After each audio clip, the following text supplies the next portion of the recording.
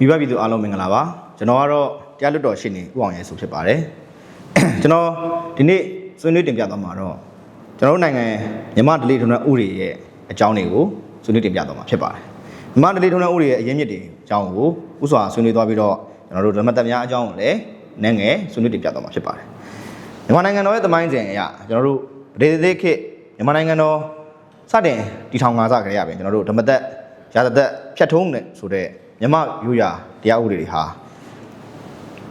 ထုံးကလာခဲ့ပြီးတော့ဒီထုံးနေနဲ့ပဲကျွန်တော်တို့မှုခင်းတွေကိုစီရင်ဆုံးဖြတ်ခဲ့ကြပါတယ်မြန်မာတလိထုံး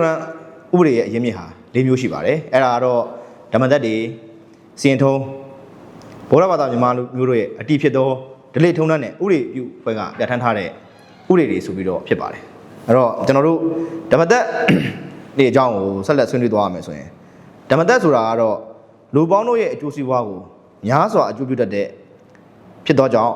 ဓမ္မသက်တံဓမ္မသက်မြည်ဆိုပြီးတော့ကျွန်တော်တို့ဆိုပါတယ်ဒီလိုမျိုးလူပေါင်းရဲ့အကျိုးစီးပွားများကို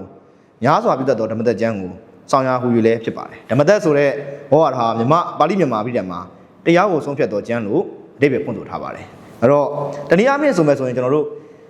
ခေတ်လျောက်လိုက်နာကျင့်သုံးခဲ့သောကျွန်တော်တို့ဗုဒ္ဓဘာသာဝင်မြန်မာလူမျိုးတို့ရဲ့ဓလေ့ထုံးတမ်းတွေယဉ်ကျေးမှုလူမှုရေးစည်းမျဉ်းစည်းကမ်းတွေနဲ့ဖြစ်ပွားသောအမှုဟောင်းများရဲ့စီရင်ထုံးတွေကိုစုပေါင်းဖော်ပြထားတဲ့လူမှုရေးဥပဒေကျမ်းပဲဖြစ်ပါတယ်အဲ့တော့ကျွန်တော်ကင်းဝင်မင်းကြီးဦးကောင်းရဲ့36ဆောင်တွေဓမ္မသက်နေတန်းဗရိညံမှာဆိုလို့ရှိရင်ဓမ္မသက်ကျမ်းဆိုသည့်အရာဒီလောကသဘာဝဓလေ့ထုံးတမ်းများနဲ့တပြေးညီစွာလူတို့တွင်အဆက်တင်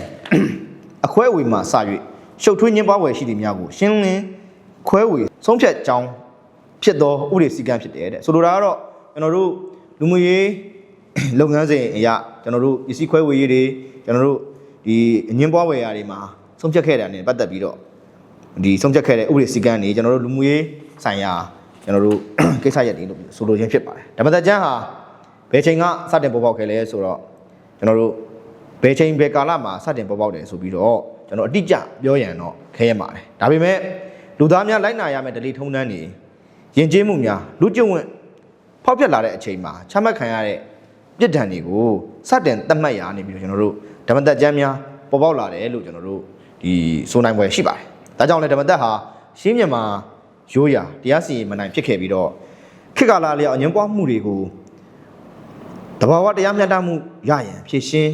ပြထားပြီးတော့ဓမ္မသက်ကျမ်းပါတကြီးဦးမြတ်ဆန်စီရင်ခဲ့တဲ့ဝိနည်းစရ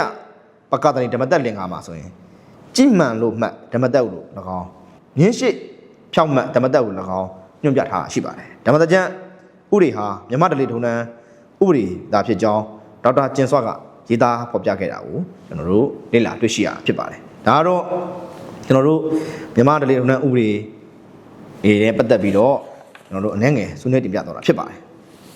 နောက်ပိုင်းတွေမှာလည်းဓလေထုံးတမ်းနဲ့ပတ်သက်ပြီးတော့ကိစ္စရပ်တွေကိုဆက်လက်ဆွေးနွေးတင်ပြသွားမှာဖြစ်ကြောင်းပြောကြရင်နေကုန်းချက်ပါတယ်အားလုံးကို